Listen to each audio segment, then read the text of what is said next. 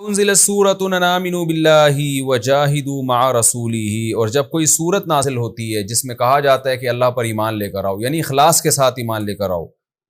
کیونکہ منافقین ایمان لاتے تھے اوپر سے، وجاہدوا مع رسولہ، اور رسول کے ساتھ مل کر جہاد کرو،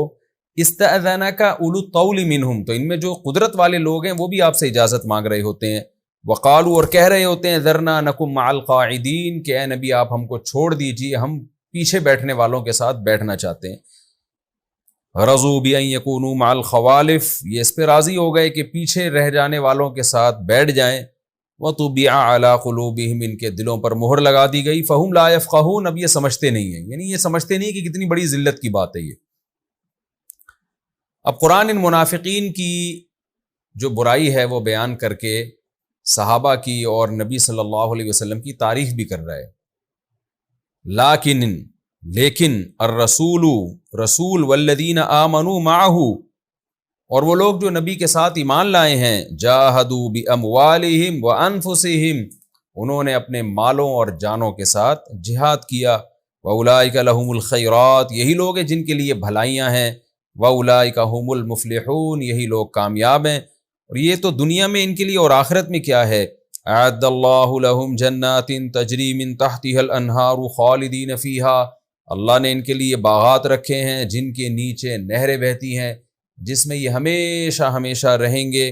ذالک الفوز العظیم، یہ بہت بڑی کامیابی ہے۔ یہ رکوع ہمارا کمپلیٹ ہو گیا، اور رکوع اختتام میں اللہ نے اہل ایمان کو خوشخبریاں سنائی۔ اس میں خلاصے کے طور پر چند نکات میں پیش کر دیتا ہوں۔ ایک تو یہ کہ اللہ نے اس رکوع کے شروع میں فرح المخلفون بمقعدہم خلاف رسول اللہ، اس میں جہاد کی اہمیت بتائی ہے، اور مشکل کاموں میں اپنے ساتھیوں کا ساتھ چھوڑ دینا، اس کی برائی کو بھی بیان کیا ہے، اور پھر اس پہ خوش بھی ہونا۔ تو مشکل وقت میں آپ اپنے لوگوں کو چھوڑ دیں اور پھر پیچھے بیٹھ کے خوش بھی ہو رہے ہوں، یہ بہت برا عمل ہے، جیسے کہ منافقین کیا کرتے تھے۔ دوسرا ہمیں یہ بھی ملتا ہے کہ منافقین کہتے تھے شدید گرمی ہے، لا تنفروا فی الحر، گرمی میں مت نکلو، تو اللہ نے کیا کہا، نار جہنم اشد حرا، جہنم کی آگ اس سے بھی زیادہ سخت ہے۔ تو ہر موقع پہ ہمیں یہ سوچنا چاہیے کہ ہم جب شریعت کے کسی حکم کو مشکل ہونے کی وجہ سے چھوڑ رہے ہوتے ہیں، سوچنا چاہیے کہ کیا جہنم کی مشکل کو ہم برداشت کر لیں گے؟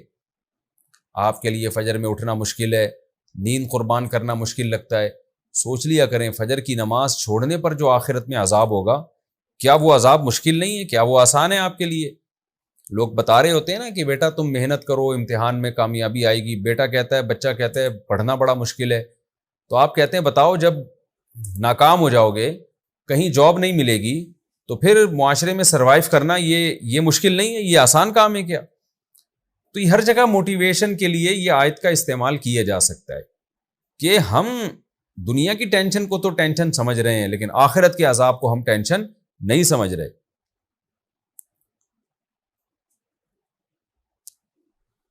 اور ہمیں کیا پتہ چلتا ہے کہ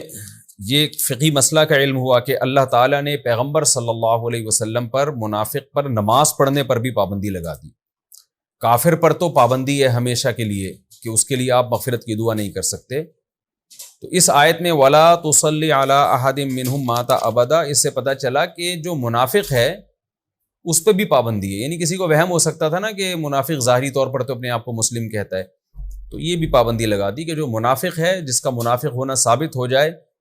اس کی بھی نماز جنازہ جائز نہیں ہے، کیونکہ ہے وہ بہرحال کافر۔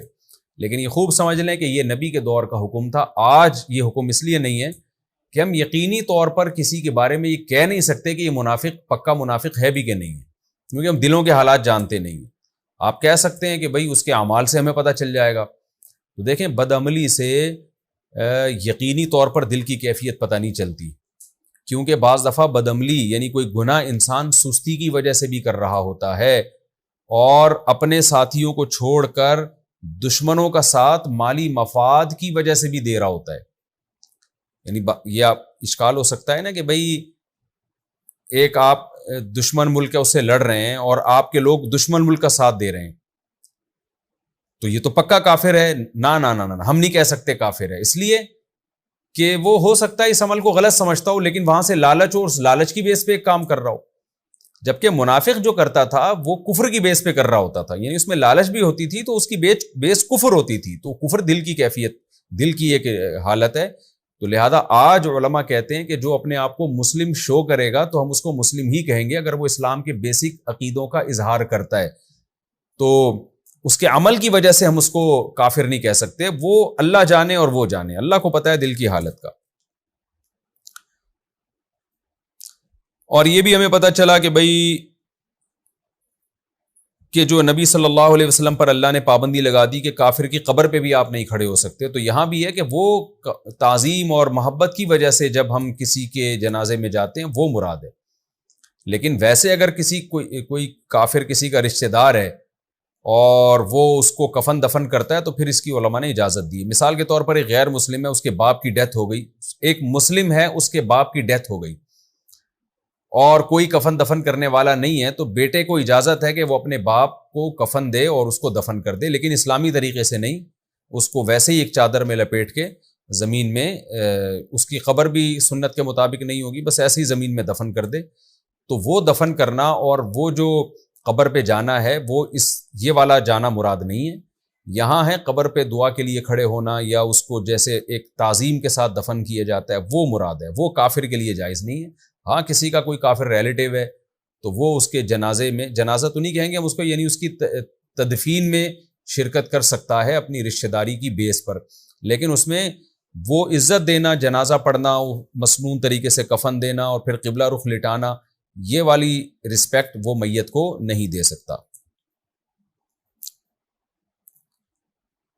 اور یہ جو وَإِذَا أُنزِلَتْ سُورَةٌ أَنْ آمِنُوا بِاللَّهِ وَجَاهِدُوا مَعَ رَسُولِهِ، اس میں بھی اللہ نے جہاد سے پیچھے رہ جانے والوں کی برائی بیان کی ہے. تو قوم اور ملک پہ جب بھی کوئی ایسا وقت آئے کہ حاکم وقت کی طرف سے حکم ہو کہ بھئی سب نے لڑنا ہے، تو پھر پیچھے بیٹھنا یہ شرعاً جائز نہیں ہے. علماء کہتے ہیں جہاد عمومی طور پہ تو فرض کفایہ ہے، لیکن جس کو کمانڈر یا امیر حکم دے لڑنے کے لیے تو اس پہ پھر فرض عین ہو جاتا ہے، اس کے لیے پیچھے رہنا. جنازے میں، جنازہ تو نہیں کہیں گے ہم اس کو، یعنی اس کی تدفین میں شرکت کر سکتا ہے اپنی رشتہ داری کی بیس پر، لیکن اس میں وہ عزت دینا، جنازہ پڑھنا، مسنون طریقے سے کفن دینا اور پھر قبلہ رخ لٹانا، یہ والی رسپیکٹ وہ میت کو نہیں دے سکتا. اور یہ جو وَإِذَا أُنزِلَتْ سُورَةٌ أَنْ آمِنُوا بِاللَّهِ وَجَاهِدُوا مَعَ رَسُولِهِ، اس میں بھی اللہ نے جہاد سے پیچھے رہ جانے والوں کی برائی بیان کی ہے. تو قوم اور ملک پہ جب بھی کوئی ایسا وقت آئے